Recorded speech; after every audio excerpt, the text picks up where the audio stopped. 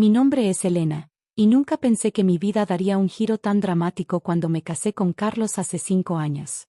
Teníamos una vida tranquila hasta que quedé embarazada de gemelos. Fue entonces cuando todo comenzó a desmoronarse. Carlos y yo habíamos ahorrado durante años para comprar nuestra casa. Era una hermosa propiedad en un vecindario tranquilo, perfecta para criar a una familia. La compramos hace 2 años, y aunque mi suegra, Beatriz, insistió en que la casa debería estar a nombre de toda la familia, Carlos y yo mantuvimos firme nuestra decisión de que fuera solo nuestra. Elena, en nuestra familia compartimos todo, decía Beatriz cada vez que venía de visita, lo cual era casi todos los días. Las propiedades familiares deben permanecer en la familia. Yo siempre me mantuve educada pero firme. Beatriz, entiendo su punto de vista, pero esta casa la compramos Carlos y yo con nuestros ahorros. Las cosas empeoraron cuando anuncié mi embarazo. Beatriz comenzó a venir más seguido, reorganizando mis cosas sin permiso y haciendo sugerencias sobre cómo debería vivir. Estas cortinas son muy oscuras para los bebés, decía mientras descolgaba mis cortinas nuevas. Y esta habitación debería ser la guardería, no tu oficina. Carlos, mi esposo, siempre evitaba el conflicto. Mamá solo quiere ayudar, me decía cuando me quejaba. Está emocionada por ser abuela. Un día, en mi 7º mes de embarazo, tuve complicaciones y tuve que ser hospitalizada. Los médicos dijeron que necesitaba reposo absoluto durante al menos 2 semanas para evitar un parto prematuro. No te preocupes por nada, me dijo Beatriz con una sonrisa que ahora reconozco como maliciosa. Yo me encargaré de todo. Carlos pasaba las noches conmigo en el hospital, pero durante el día tenía que trabajar. Fue entonces cuando Beatriz puso en marcha su plan. Una tarde, mientras estaba sola en mi habitación del hospital, Beatriz entró con una expresión triunfante. Elena, querida, tengo excelentes noticias, dijo, sentándose junto a mi cama. He vendido la casa. Me quedé paralizada. ¿Qué? ¿Qué has hecho qué? Oh, no te preocupes, continuó con una sonrisa cruel. El dinero irá a un fideicomiso familiar. Después de todo, esa casa siempre debió ser de la familia. Ya encontré un comprador que pagará en efectivo. La mudanza comienza mañana. No puedes hacer eso, grité, sintiendo que mi presión arterial se disparaba. La casa está a nombre de Carlos y mío. Beatriz sacó unos documentos de su bolso. En realidad, querida, aquí tengo un poder notarial firmado por Carlos. Como ves, puedo hacer lo que quiera con la propiedad. Mi mundo se derrumbó en ese momento. ¿Carlos había firmado un poder a su madre? ¿Sin consultarme? Carlos confía en mí para hacer lo mejor para la familia, dijo Beatriz, levantándose. Tú nunca has entendido realmente nuestras tradiciones familiares. Tal vez esto te ayude a aprender. Cuando Carlos llegó esa noche, yo estaba devastada y furiosa. ¿Cómo pudiste darle poder sobre nuestra casa? Le pregunté entre lágrimas. Elena, ella dijo que era solo para ayudar con los papeles mientras estabas en el hospital, respondió nervioso. No pensé que ella. ¿No pensaste? Ha vendido nuestra casa. La casa donde íbamos a criar a nuestros hijos. Carlos palideció. Debe haber un error. Hablaré con ella. Pero ya era tarde. Beatriz había actuado rápidamente. Los compradores ya habían firmado y dado un depósito significativo. Fue en ese momento de desesperación cuando recordé algo. Mi abuelo, Antonio, siempre había sido un hombre precavido y astuto. Antes de morir, me había dado una caja con documentos que debía guardar. Si alguna vez tienes problemas con propiedades, ábrela, me había dicho. Pero solo si es absolutamente necesario. Con manos temblorosas, marqué el número de mi hermana menor, Julia. Julia, necesito que vayas a mi departamento antiguo. En el ático hay una caja de metal con el nombre de abuelo Antonio. Tráela al hospital. Es urgente. Lo que encontraríamos en esa caja cambiaría todo, pero esa es otra parte de la historia. Julia llegó al hospital 2 horas después, sosteniendo la caja metálica con manos temblorosas. Elena, no vas a creer esto, dijo mientras cerraba la puerta de mi habitación. Cuando fui a buscar la caja, Beatriz y su hija menor estaban en tu departamento, sacando tus cosas. Tuve que escabullirme por la entrada de servicio. Mi presión arterial volvió a subir. Ya están vaciando la casa. Sí, y hay algo más. Julia bajó la voz. Las escuché hablando. Beatriz mencionó que el comprador es su hermano menor, Roberto. Todo esto es un plan para mantener la casa en su familia directa. Con manos temblorosas, abrí la caja de mi abuelo. Dentro había varios sobres amarillentos y un documento notarial que hizo que mis ojos se abrieran de sorpresa. No puede ser, murmuré mientras leía. En ese momento, Carlos entró a la habitación. Elena, hablé con mamá y dice que... Siéntate, lo interrumpí, mi voz más firme de lo que había estado en días. Necesitas ver esto. El documento que sostenía era un título de propiedad de 1960. Mostraba que todo el terreno donde se construyó nuestro vecindario, incluyendo nuestra casa, había pertenecido originalmente a mi abuelo Antonio. Pero eso no es todo, dije mientras sacaba más papeles. Aquí hay un acuerdo legal. Cuando mi abuelo vendió las parcelas para el desarrollo del vecindario, incluyó una cláusula especial. Cualquier venta de propiedades en esta zona debe ser aprobada por sus herederos directos, o la transacción se considera nula. Carlos se dejó caer en la silla, pálido. Pero eso significa... Significa que la venta que hizo tu madre es ilegal, completó Julia, sonriendo. Elena es heredera directa del abuelo Antonio. Justo entonces, como si el universo hubiera programado su entrada, Beatriz irrumpió en la habitación con su característico aire de superioridad. Elena, querida, los compradores quieren acelerar el proceso. Necesitamos que firmes estos papeles de desalojo y... Se detuvo en seco al ver los documentos esparcidos sobre mi cama de hospital. ¿Qué es todo esto?, preguntó, su voz perdiendo su tono dulce habitual. Son los documentos originales de propiedad del vecindario, respondí calmadamente.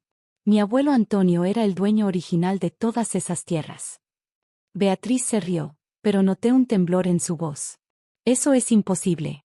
Esas tierras pertenecían a la familia Montero desde... No, la interrumpí. Los Montero compraron las parcelas a mi abuelo en 1960.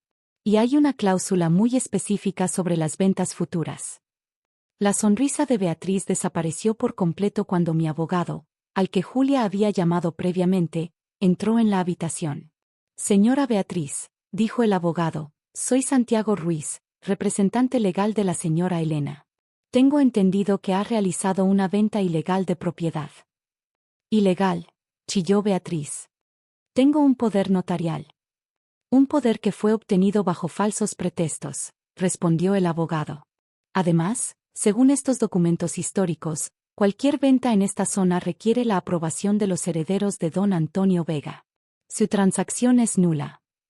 Beatriz se volvió hacia Carlos, quien había estado inusualmente silencioso. Carlos, di algo. Soy tu madre.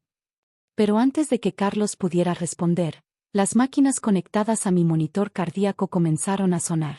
El estrés de la situación había provocado contracciones prematuras. Las enfermeras entraron corriendo y todos fueron evacuados de la habitación. Lo último que vi antes de que me sedaran fue la cara de preocupación de Carlos y la expresión de furia de Beatriz. Cuando desperté horas después, mi hermana Julia estaba a mi lado. Los bebés están bien, me aseguró antes de que pudiera preguntar. Pero hay más noticias. Carlos ha estado hablando con el abogado. Y hay algo que necesita saber sobre el verdadero plan de Beatriz. Mientras Julia comenzaba a revelar la verdadera profundidad de la traición de mi suegra, me di cuenta de que esto era solo el comienzo de una batalla mucho más grande. Julia se sentó en el borde de mi cama de hospital, sosteniendo su teléfono con una expresión grave. El abogado encontró algo, dijo, mostrándome unos correos electrónicos. Beatriz no solo planeaba vender nuestra casa. Había estado contactando a todos los propietarios del vecindario.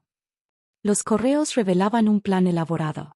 Beatriz y su hermano Roberto estaban trabajando con una empresa constructora para demoler todo el vecindario y construir un centro comercial. Habían estado presionando a los vecinos para vender, usando tácticas cada vez más agresivas. ¿Y Carlos?, pregunté, temiendo la respuesta. Julia desvió la mirada. Él sabía del plan desde el principio. Los correos muestran que iba a recibir el 20% de las ganancias. Mi mundo se derrumbó por segunda vez. No solo mi esposo había permitido que su madre vendiera nuestra casa, Había sido parte de un plan para destruir el legado de mi abuelo. En ese momento, Carlos entró a la habitación. Se veía demacrado, como si no hubiera dormido en días. Elena, yo. No, lo interrumpí. No quiero excusas. Quiero la verdad. ¿Por qué? Carlos se derrumbó en la silla. Al principio solo era la casa. Mamá insistía en que debía estar a nombre de la familia. Pero luego Roberto presentó el plan del centro comercial. Los números eran enormes, Elena. Millones. Pensé que sería mejor para todos. Mejor para todos. Mi voz temblaba de rabia. ¿Mejor para los vecinos que llevan décadas viviendo aquí? ¿Mejor para el legado de mi abuelo? Tu abuelo está muerto. La voz de Beatriz resonó desde la puerta. Los muertos no necesitan casas. Se veía diferente. Toda pretensión de amabilidad había desaparecido de su rostro. Roberto, su hermano, estaba con ella. Esto no tiene que ser complicado, dijo Roberto. Les ofrecemos una compensación justa. Todos ganan. Todos ganan. Una nueva voz se unió a la conversación. Era don Manuel, el vecino más antiguo del barrio, entrando con mi abogado. Llama a ganar a amenazar a ancianos para que vendan sus casas. Mi abogado sonrió. Señora Beatriz, señor Roberto, tengo aquí una orden judicial. No solo su intento de venta es nulo, sino que enfrentan cargos por fraude y coerción. Esto es ridículo, gritó Beatriz. Carlos, di algo. Pero Carlos finalmente había encontrado su voz. No, mamá. Se acabó. Las siguientes semanas fueron un torbellino. La policía comenzó una investigación sobre las tácticas de Beatriz y Roberto. Los vecinos, al enterarse de la cláusula de mi abuelo, presentaron sus propias denuncias. Mis gemelos nacieron una semana después, saludables y hermosos. Carlos estuvo presente en el parto, pero ambos sabíamos que nuestro matrimonio había terminado. Lo siento, me dijo mientras sostenía a uno de los bebés. Nunca debí traicionar tu confianza. El divorcio fue sorprendentemente civilizado. Carlos renunció a cualquier derecho sobre la casa y aceptó pagar una pensión generosa. Beatriz y Roberto enfrentaron cargos legales y fueron obligados a pagar compensaciones a todos los vecinos que habían presionado. Pero la verdadera victoria vino después. Usando los documentos de mi abuelo, trabajé con los vecinos para establecer una asociación de propietarios. Ahora el vecindario está protegido. Ninguna propiedad puede ser vendida para desarrollo comercial. Instalé un pequeño memorial a mi abuelo en el parque central del vecindario. La placa dice, Antonio Vega, un hombre que construyó más que casas. Construyó un hogar para generaciones. Hoy, 5 años después, vivo feliz en nuestra casa con mis gemelos. El vecindario es más fuerte que nunca, y mis hijos crecen rodeados de vecinos que se han convertido en familia. Beatriz ocasionalmente intenta contactarme, especialmente en los cumpleaños de los niños. Pero aprendí una valiosa lección: la verdadera familia no se trata de sangre o apellidos. Se trata de respeto, honestidad y amor. Carlos se mudó a otra ciudad. Nos mantenemos cordiales por los niños, pero nunca recuperó mi confianza.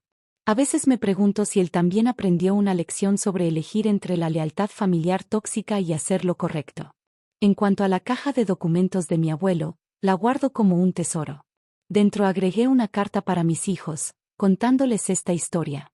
Algún día entenderán que su bisabuelo no solo nos dejó una casa, nos dejó el poder de defender lo que es correcto. Y cada vez que miro por la ventana y veo a mis hijos jugando en el jardín, sonrío pensando en mi abuelo. Él sabía que algún día necesitaríamos esos documentos. Como siempre decía, la familia verdadera protege, no destruye.